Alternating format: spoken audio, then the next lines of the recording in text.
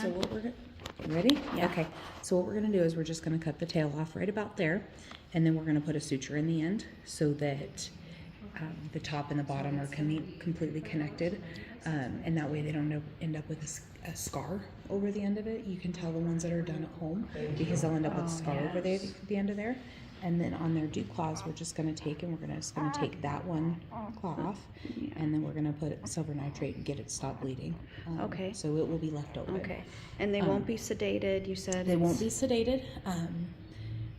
And I'm going to say that it's kind of like circumcising a little boy. Okay. They cry for a couple of minutes, and as soon as I put them back in this tub and they cuddle back up with everybody else, They forget usually it quit even crying. happened.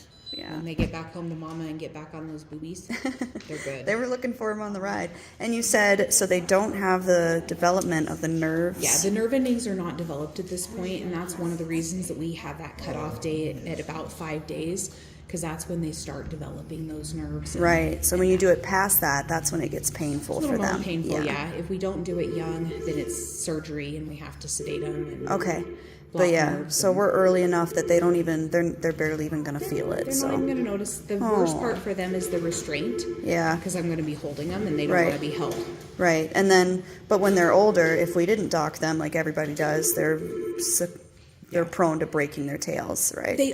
They're prone to more what they call happy tail, especially on a Doberman, because they don't have a whole lot of meat on that tail. Mm-hmm. So when they get too close to a wall and they wag it because they're happy, it bloodies the end of it. Ow. And then it has to be amputated as an adult dog. And then it's painful. And then it's very painful. Oof. Yeah. So we're saving them from a lot of pain in the future by doing these little. Honestly, when people look at them, if they've got their tails and their dew claws, people are going to look at them as poor breeding. Yeah.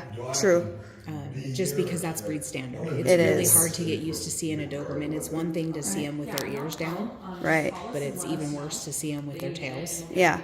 Because it's such a known fact that it's not supposed to be that way. So, okay.